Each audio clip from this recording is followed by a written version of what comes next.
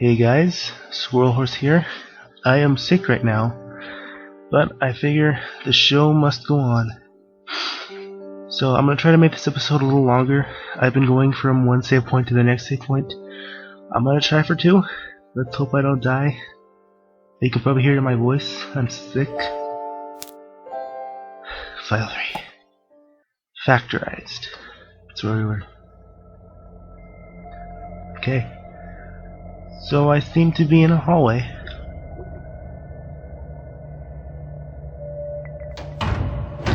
Oh, it's gonna be one of those things.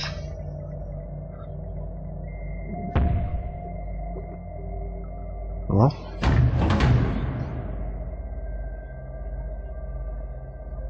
Oh, the eyes are blinking. Again, trying to get a good look at me. I see. Nothing too crazy happening. I can deal with this. I can. Oh. Well.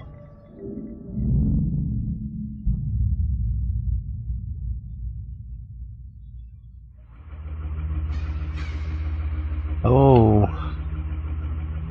Some kind of altar. Oh boy. Oh boy. Hi there. Some kind of machine.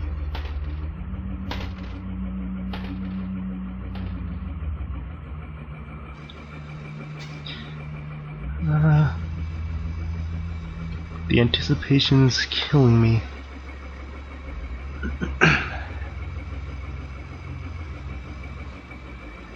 Here, shh, candles. It's almost like the light runs on the. Well, looks almost like the lights on the runway at airports. Okay, so it's a fanny thingy. Oh wait, no, I can go down there.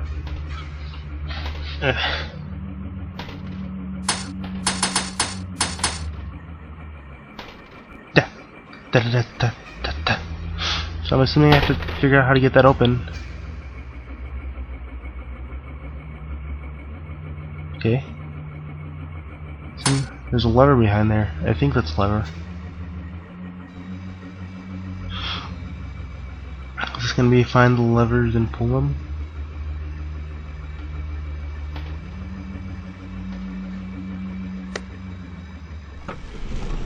I pulled the lever. Did I good do? Nothing up there.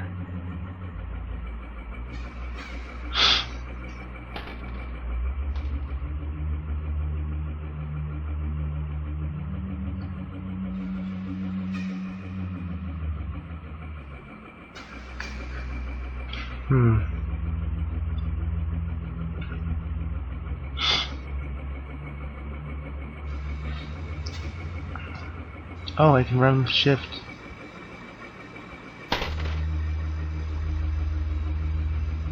It would have helped to know that a long time ago. I didn't even get a good look at that.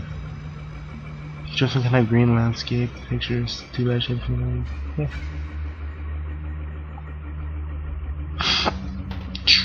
I'm not gonna run fast because I'm gonna run into a monster and die.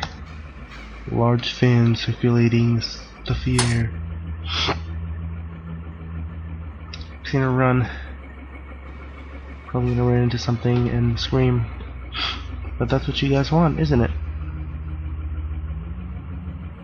Let's open that letter up.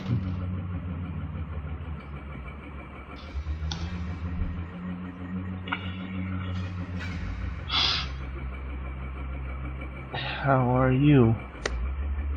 I'm good, thank you for asking. I don't need anything. You can just stay in the shadows and never come into the light because I don't want to see your face. But you have a nice personality though. Oh, hi. Hi there. You just gonna stay there? Okay, good.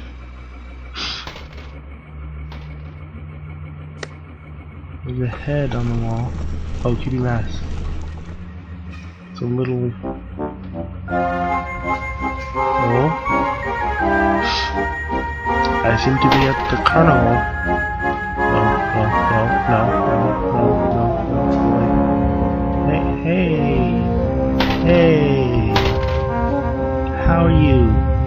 good? A very creepy mask. Oh. Well, oh. Well, you can just go in a hole and die. And I will continue on my merry way. And we will all have a nice day, except for you, because you died in a hole. Great, wah wah. Or blood, I can't really tell. I already went there. Sanic speed.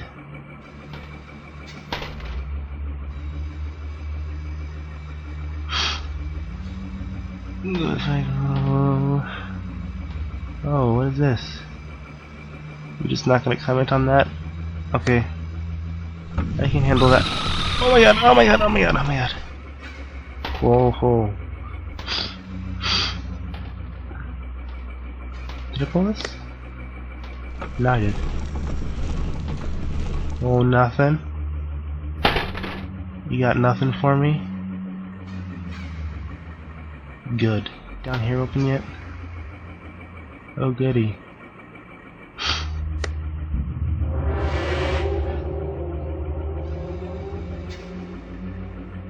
Nothing too bad's happened yet. Oh god. Ha! Okay, so there's a face there.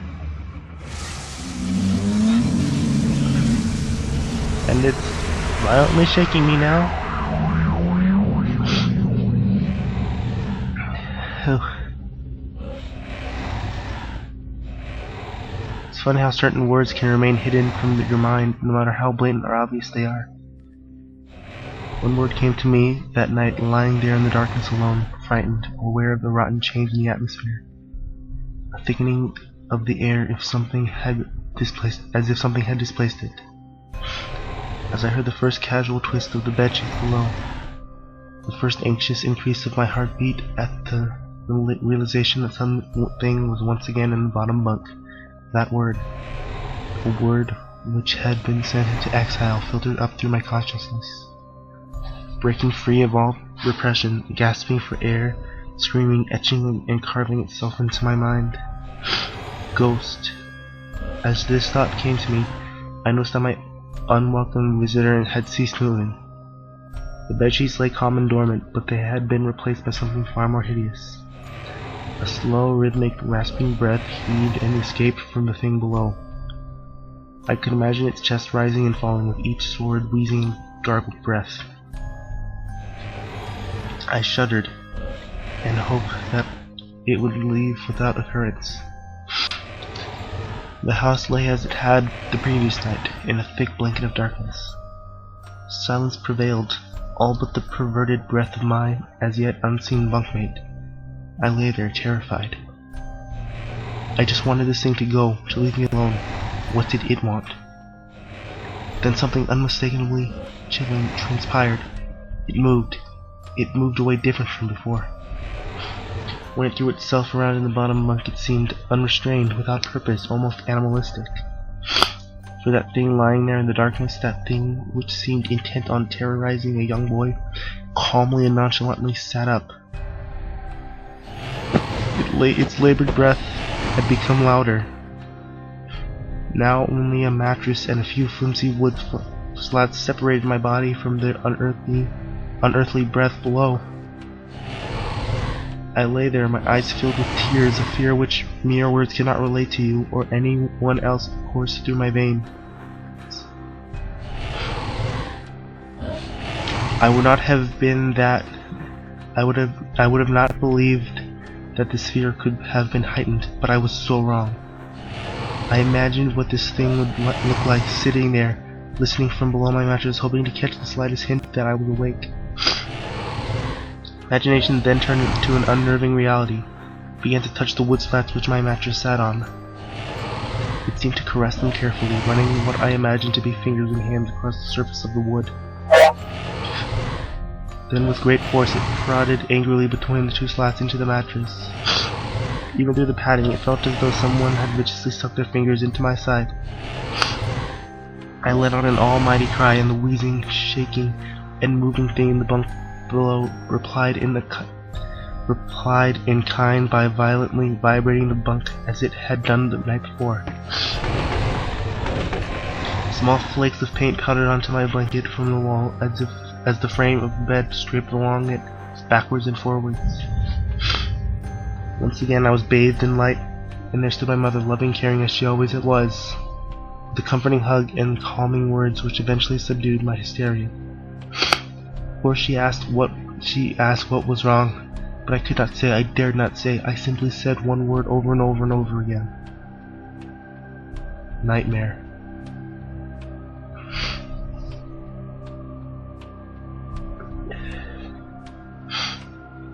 This pattern of events continued for weeks, if not months. Night after night I would awaken to the sound of rustling sheets. Each time I would scream so as to not provide this abomination with time to prod and feel for me. With each cry the bed would shake violently, stopping with the arrival of my mother, who would spend the rest of the night in a bottom bunk, seemingly unaware of the sinister force torturing her son nightly. Along the way I managed to feign illness a few times and come up with other less than truthful reasons for sleeping in my parents' bed. But more often than that I would be alone for the first few hours of each night in that place. The room where the light from outside did not sit right. Alone with that thing. With time you can become desensitized to almost anything, no matter how horrific. I had come to realize that for whatever reason this thing... I'm sure the same would have been said for my father, but as loving as he was, waking him from sleep was almost impossible. Waking me, on the other hand, was no trouble at all, thanks to the nightmares.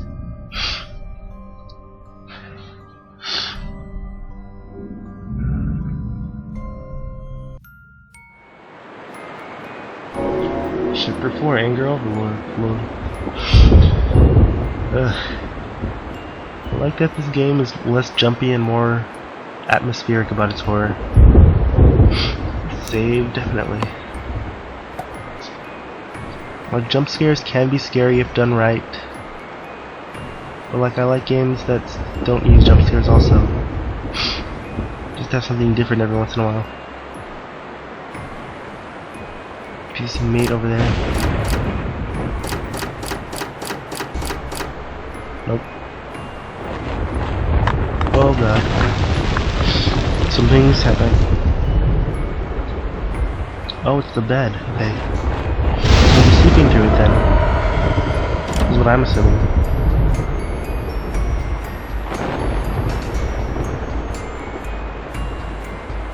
Okay. I'm wondering if I'm gonna have to run. Oh, that's a spider. I hate spiders.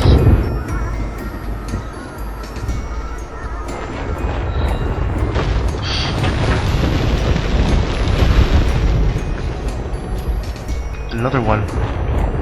One of these lovely creatures. They are just nothing so inside. Lovely creatures. Ooh. It's a head. Giant head. There's bugs in this room. I should call the exterminator. Can I look at this? No. I guess I don't care. I'll go down the stairs. I'll run down the stairs. I can't run down the stairs. Oh, there's a cat. I think those are cats.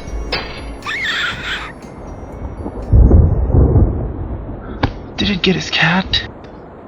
Is that what happened? His cat. I hate it when animals die.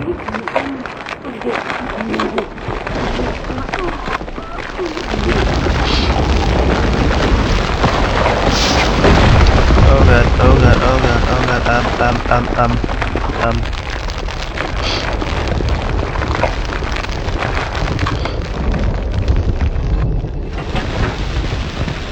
Oh, go.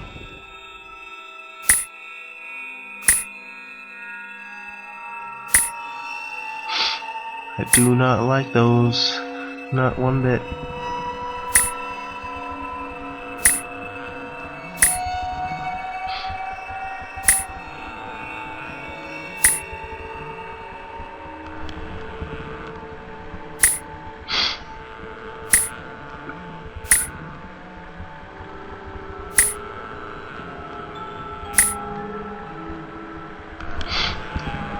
Am I supposed to do a thing?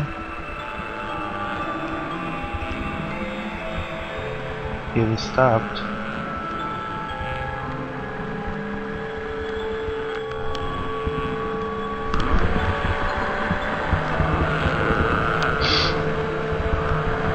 I'm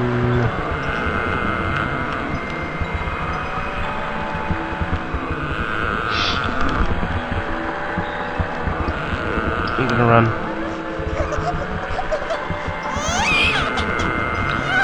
Go, go, go, go, go.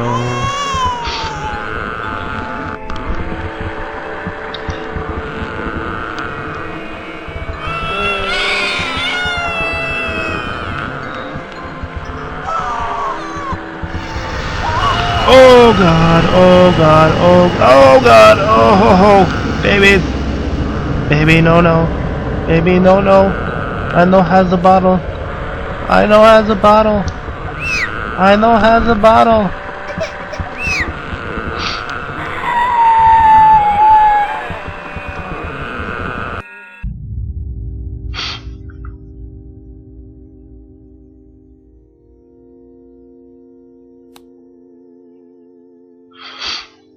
My greatest fears were realized in the winter.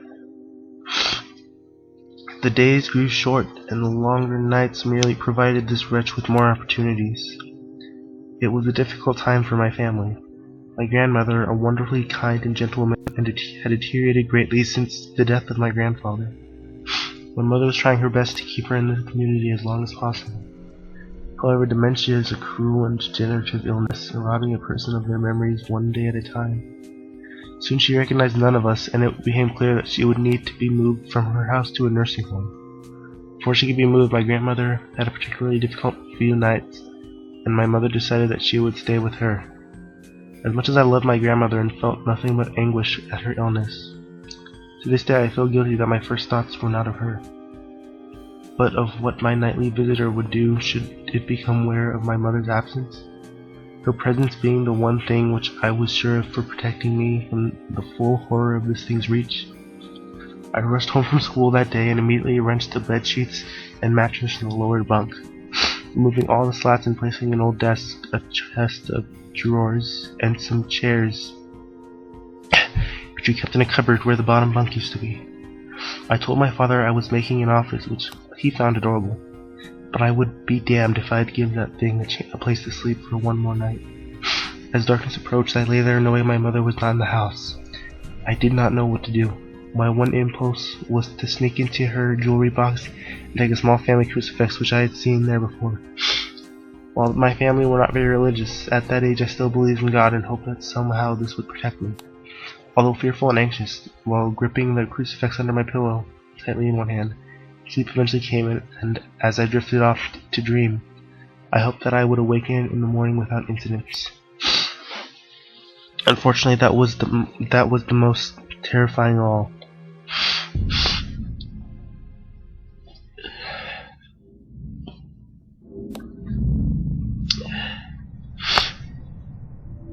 Chapter 5: Urban Explorer. Should I end here? No, I'm not gonna end here. I think I'm just gonna keep on going and do a split episode. Ooh. Save yes. Do I have a... Yes, I do. Okay. Whoop. It says woof.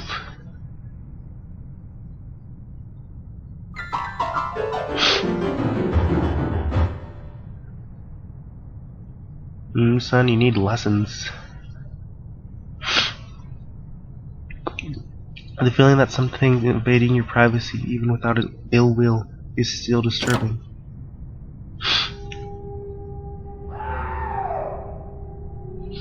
Can I? Nope. Okay. Just to be safe, I'm gonna end here. This seems like a good cliffhanger point. So, have a lovely day. And I will see you in the next video, which will hopefully be the last of It Moves. So, bye.